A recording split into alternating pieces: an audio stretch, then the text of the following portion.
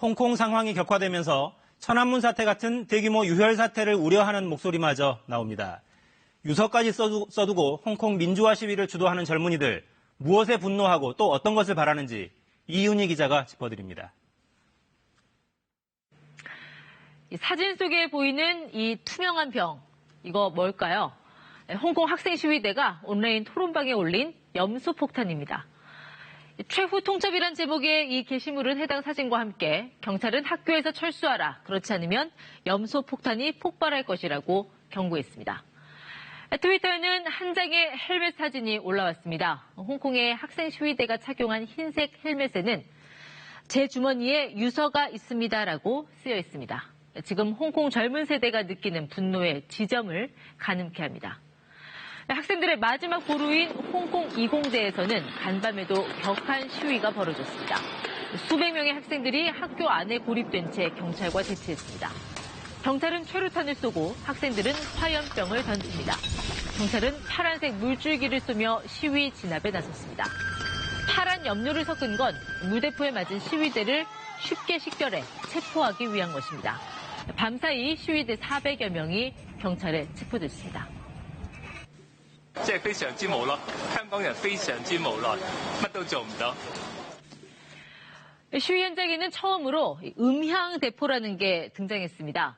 최대 500m 거리에서 150데시벨의 음파를 쏩니다.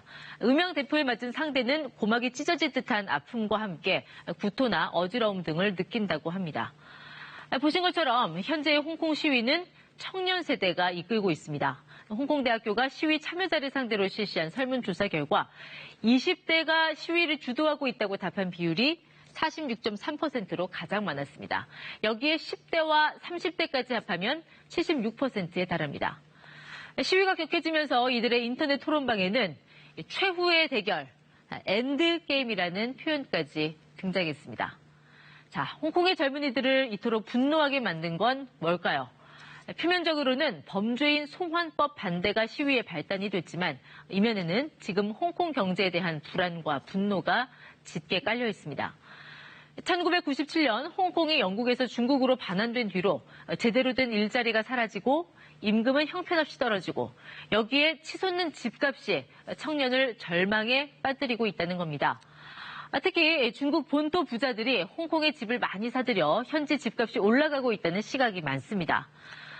좁은 땅에 높은 인구 밀도로 세계에서 집값이 가장 비싼 곳 중 하나가 바로 홍콩입니다. 홍콩의 평균 집값은 우리 돈으로 약 14억 원으로 세계 최고를 기록했습니다.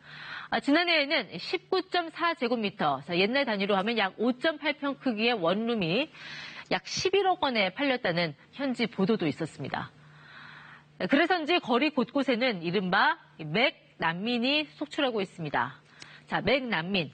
집 대신 24시간 패스트푸드점인 맥도날드에서 잠을 자는 사람들을 가리키는 말입니다. 국제청년회의소 홍콩지부 조사 결과 홍콩 내 110개의 맥도날드 매장에서 석 달 이상 밤을 지샌 사람들이 최근 5년 새 6배나 늘었습니다. 주로 청년과 노인층입니다. 지난 2015년에는 홍콩의 한 맥도날드 매장에서 60대 여성이 숨진 채 7시간이나 방치되기도 했습니다. 당시 CCTV 확인 결과 숨진 여성 옆에서는 많은 이들이 햄버거를 먹고 있었습니다. 흔히 보는 맥난민이려니 생각한 것입니다.